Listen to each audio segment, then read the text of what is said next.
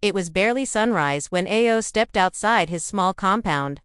Stretching after another long night of paperwork and dreams, the morning air was crisp, filled with the scent of wet earth from the night's rain. Birds sang softly from the mango tree near the gate, but something felt wrong. His eyes moved to the spot beside the fence, the place where his silver Toyota used to shine like a promise of success. The space was empty, completely empty. For a few seconds, Ao just stood there, frozen. He blinked, rubbed his eyes, and looked again. Maybe he had parked it on the other side of the street last night. He walked out barefoot, scanning the road, his heartbeat slowly growing louder in his ears. Nothing. The street was quiet. A stray dog sniffing near the gutter, 2 boys kicking a plastic ball in the distance. But his car, his first real achievement, was gone. Panic hit him like a cold wave. He rushed back into the house, grabbed his phone, and dialed his father. It rang twice before the old man answered with his usual calm tone. "Ao, good morning, Papa. My car. It's gone. Someone stole it. Did you see anything?" "Did you?" His voice cracked.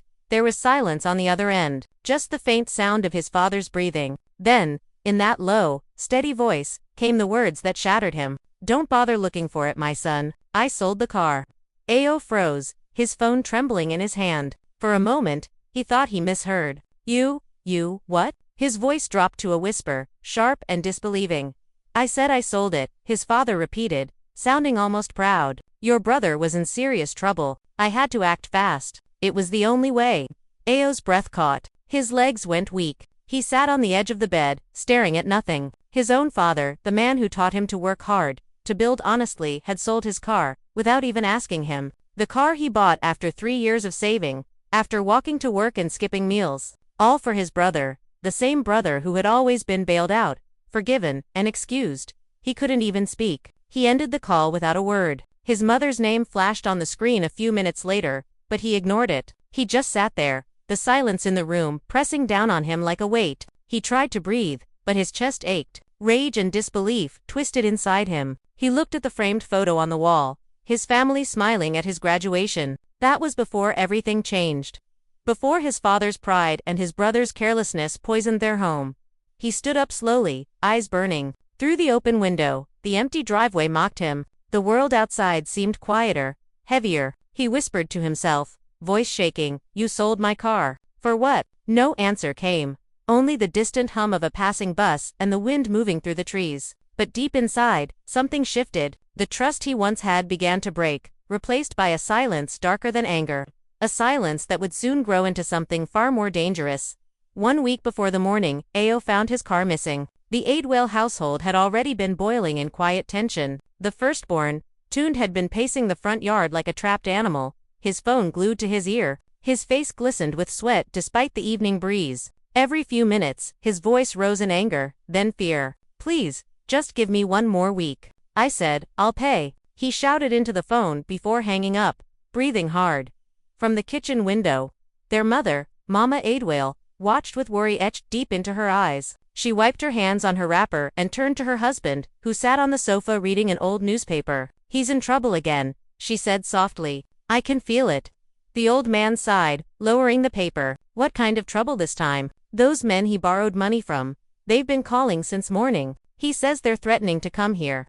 Pa Aidwell grunted. "They won't dare. Tund is my son. No one embarrasses my family."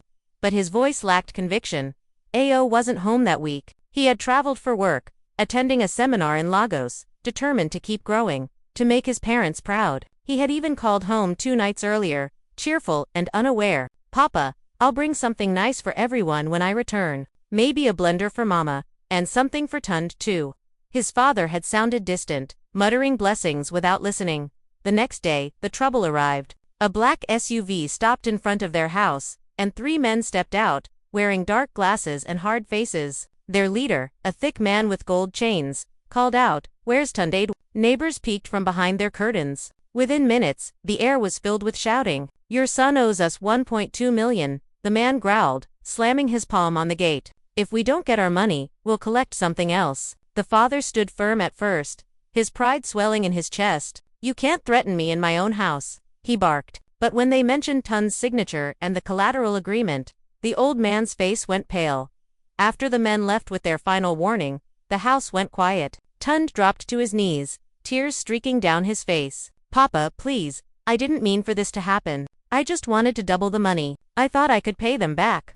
Mama Aidwale covered her mouth, crying, You're killing us, Tund. You're killing this family. The father turned away, gripping his walking stick tightly. You are my first son, my pride, he said slowly. I will not allow the world to disgrace you. But this shame cannot reach our family's name.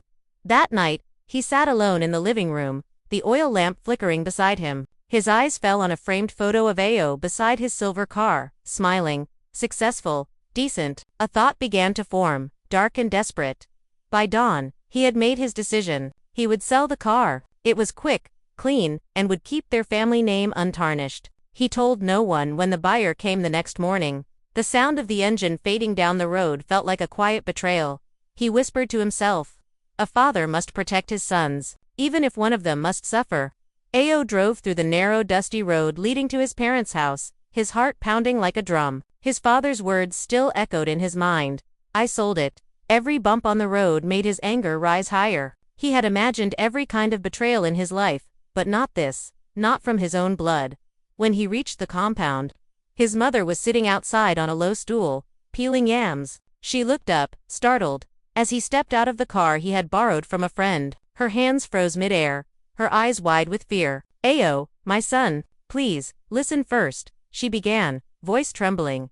But Ao brushed past her, his footsteps heavy, his jaw clenched. He found his father under the mango tree, sitting in his usual spot with his cane resting against his leg. The old man didn't even look surprised to see him. Papa, Ao said quietly, trying to steady his voice. Tell me it's not true. Pa Aidwale looked up, his face calm, his tone sharp. It's true. I sold your car.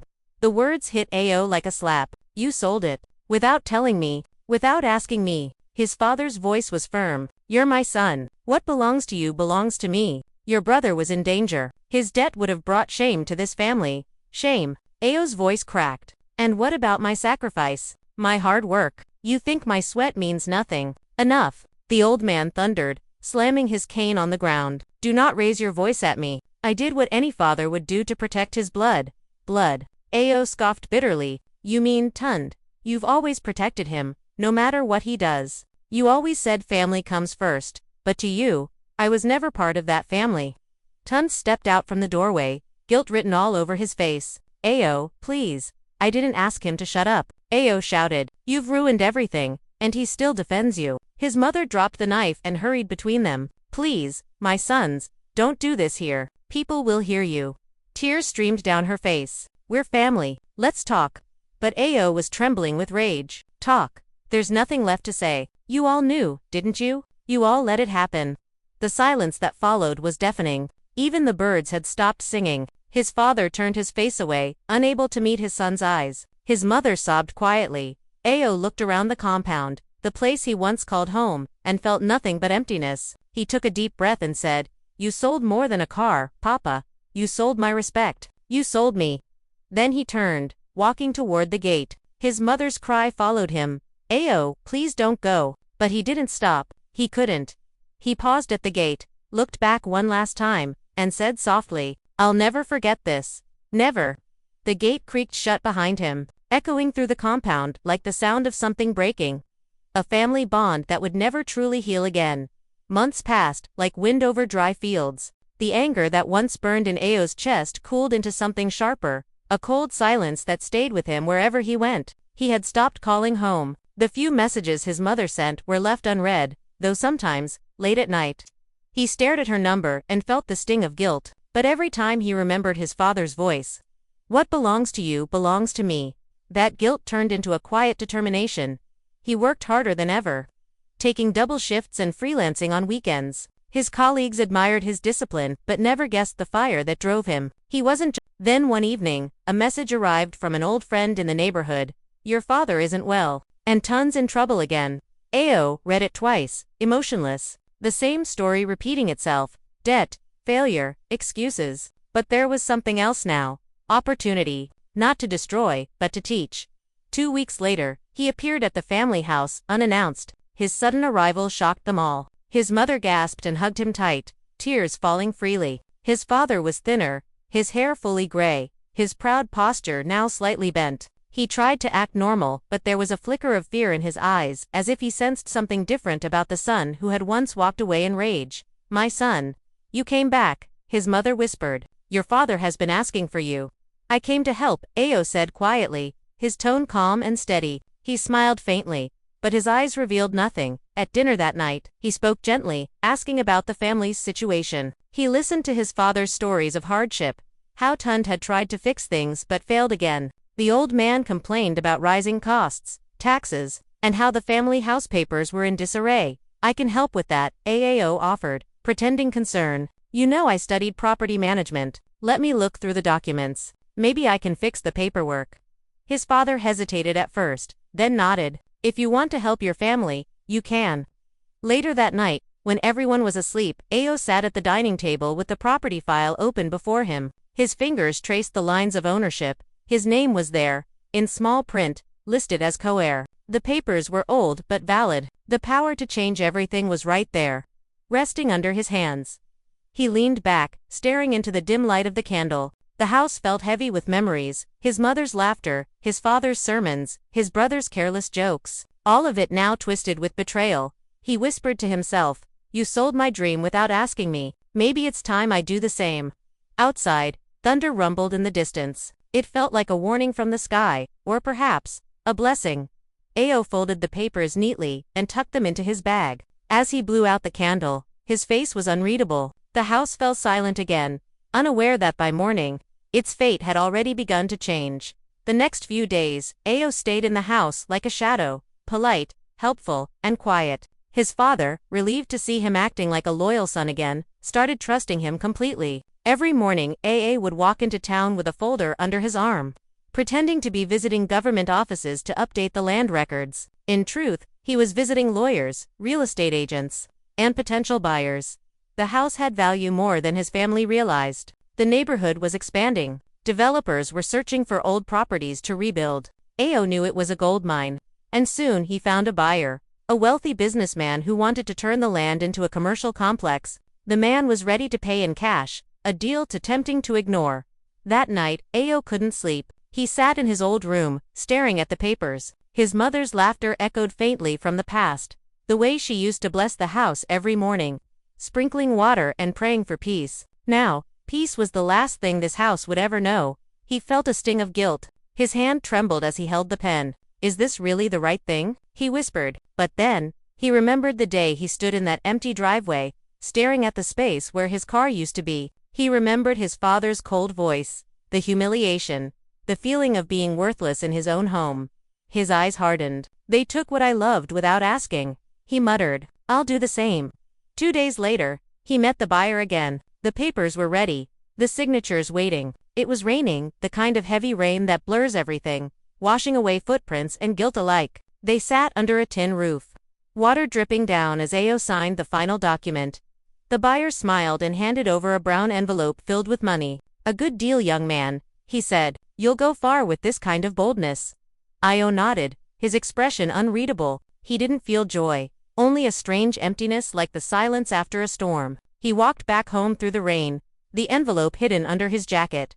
That night, the family was asleep when he packed his bag. He left quietly, the only sound being the soft patter of rain on the roof. On the table, he placed a folded letter. Short, simple, and sharp as a blade.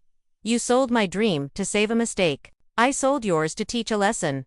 He looked around one last time. The house that once smelled of warm food and laughter now felt cold, heavy with secrets. He whispered a quiet goodbye to his mother's room and walked out into the darkness. The next morning, when his father woke up and found the letter, his hands shook so violently that the paper fell to the floor. The old man's face turned pale. His voice failed him. He stumbled out to the porch, clutching his chest. For the first time in his life, Pa Adwell understood what it felt like to lose something precious. Something that could never be replaced. The morning after Ao disappeared, the Adwell household woke to a strange silence, one that carried a sense of dread. The rain from the night before had washed the yard clean, leaving behind only the smell of wet earth and the faint rustle of the mango leaves. Mama Adwell found the letter first, lying on the dining table beside an empty chair. Her fingers trembled as she opened it, reading the few cruel, beautiful lines in her son's handwriting. You sold my dream to save a mistake. I sold yours to teach a lesson. Her heart dropped. Aid, she screamed, her voice echoing through the compound. Her husband came running, half awake, his walking stick tapping the wet cement. When he read the letter, his lips parted but no sound came out. The room seemed to spin around him. He clutched his chest, breathing hard, whispering, "No, no." He wouldn't dare, but he did by afternoon. The truth arrived. A man in a dark suit came with 2 police officers and official papers. The house had been legally sold, transferred, and sealed. The Aidwales had 30 days to vacate the property. The officers' words were cold, almost mechanical, but each one felt like a hammer striking the old man's heart. Tund, who had just returned from town, stood frozen in the doorway as the officer handed his father the notice. "Eviction," he stammered. "But this is our home." The officer shrugged. "Not anymore. The documents are in order. The buyer already paid." P.A. Aidwale's cane fell to the floor. He looked around the house, the cracked walls, the family pictures, the dining table where they'd shared countless meals, and realized that everything was gone. His pride, his authority, his legacy. Mama Aidwale fell to her knees, crying uncontrollably. "What have we done? God, what have we done?" The neighbors began to gather outside, whispering, shaking their heads. Gossip spread faster than wind. "Did you hear? The Aidwale boys sold their house. The same one whose car his father sold last year." By evening, everyone in the neighborhood knew. The proud Aidwale family, once respected, had become the subject of laughter and pity. Tund sat alone by the gate, head buried in his hands. "It's my fault," he muttered. "If I hadn't borrowed that money, if I hadn't dragged everyone into my mess." His mother didn't answer. Her eyes were red and swollen, but her voice was calm now, too calm. "No, my son, this isn't only your fault. This house fell apart long before A.O. sold it. Pride built these walls, and pride broke them." That night, the house felt emptier than ever. The father sat on the porch, staring into the darkness, his breath shallow. The once powerful man was now just a shadow of himself. He whispered A.O.'s name over and over, as if the sound might bring him back. But A.O. was gone. And with him went the last piece of what once made their family whole. By the end of the week, a red notice hung on the front door. "Property sold, vacate." Immediately, the house that had stood for generations now belonged to someone else. 2 years passed. The Aidwale house, once bright with laughter and arguments, now stood silent under new paint and a new name. The developer had turned it into a small office complex. The mango tree was gone, the gate replaced with metal, and the memories buried under cement and glass. Somewhere in the city, far away, A.O. watched it all from across the street, hidden beneath a baseball cap, a plain shirt, and dark glasses.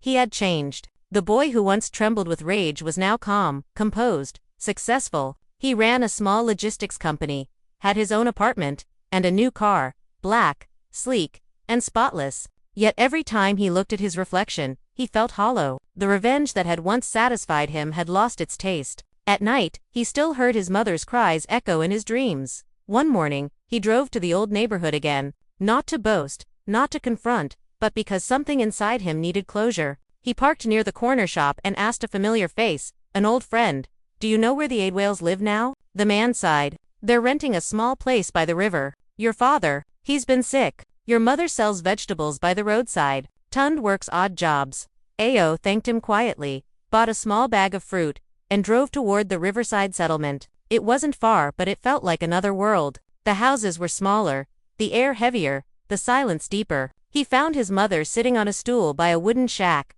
arranging tomatoes on a tray. Her face was older, her back slightly bent, but her eyes, those same warm eyes, still carried that spark of love. He froze for a moment, afraid to speak. She looked up, squinting under the sun, then gasped softly, "A.O." Her voice broke the 2 years of silence between them. Tears welled in her eyes as she stood, covering her mouth. He dropped the bag of fruit and stepped forward, pulling her into his arms. For a long moment, they didn't speak, they just held each other. Shaking when she finally pulled back, she touched his face gently. "You came back." "I had to," he said quietly. "I heard Papa's not well." She nodded, her eyes sad. "He's inside. He talks about you every day." Io entered the small room, where his father lay on a thin mattress. The man looked smaller now, his once strong hands weak and trembling. When he saw Aio, his eyes widened. For a second, disbelief crossed his face, then regret. "My son," he whispered, his voice faint. You came back. Ayo knelt beside him. The words he had carried for years suddenly felt meaningless. All the anger, all the bitterness, it melted into something softer. I did, he said. I came to see you. The old man tried to smile, but tears rolled down his cheeks. I wronged you. I thought I was saving the family, but I lost it instead. Ao took his father's hand. We all lost something, he replied. When he left that evening, he slipped an envelope of money under his mother's tray and said nothing about it. As the sun dipped below the horizon, she watched him walk away again, this time not out of anger, but out of peace. The sun was setting when Ao stopped his car on the quiet hill overlooking the river. The orange sky melted into gold on the water's surface, and the wind carried the distant sound of children laughing somewhere in the village. He leaned against the hood, eyes half closed, letting the cool evening air wash over him. It had been 2 years of pain, regret, and silence, but today felt different. Today, it finally felt like something had ended. He thought about everything that had happened. The car, the betrayal, the house, the revenge. For a long time, he believed what he did was justice. He told himself it was fair, that they deserved to feel what he felt. But now, standing here, he realized justice and peace weren't the same thing. Revenge might balance the scale, but it never heals the wound. Ao reached into his pocket and took out a small photo, an old one from his graduation day. His father stood tall and proud, his mother glowing with joy, and Tund laughing beside him. He traced their faces with his thumb, a faint smile on his lips. We were happy once, he whispered, before pride took everything. He drove to the nearby churchyard where children from poor families gathered after school. A local charity volunteer waved at him, a friend he had met during his new business ventures. Ao handed her an envelope filled with cash. What's this? She asked, surprised. Something to help the kids, he said softly. Set up scholarships. Call it the Aidwale Family Fund. She smiled, sensing the meaning behind his words. That's a good name. Ao nodded. It's time something good came out of us. After she left, he stood alone, looking up at the darkening sky. For the first time in years, he didn't feel anger when he thought about his father. He felt pity. He didn't feel resentment toward Tund either. Only a quiet sadness for what his brother could have been if life had gone differently. He knew he couldn't stay in that town. Too many memories haunted every corner. But before leaving, he stopped by the small riverside house one last time. His mother was sitting outside, mending a torn wrapper by lantern light. She looked up and smiled when she saw him. You're leaving again? She asked. He nodded. Yes, Mama. But I'll come back. Not like before. She reached out and touched his face gently. You have your father's stubbornness, she said with a weak laugh. But you also have his heart. Don't lose that. I won't, he promised, his voice quiet. He hugged her one last time and walked away. His footsteps slow, steady, peaceful. The night air was cool against his face as he got into his car. When the engine started, he glanced once more in the rearview mirror at the faint light from the house, at the shadow of his mother waving, and smiled. As the road opened before him, he whispered to himself, I sold my pain, not for profit, but for peace. The car's headlights cut through the darkness, and as he drove off toward the unknown, the wind carried away the last echo of the Aidwale family's storm, leaving behind only silence, forgiveness, and the faint glimmer of hope.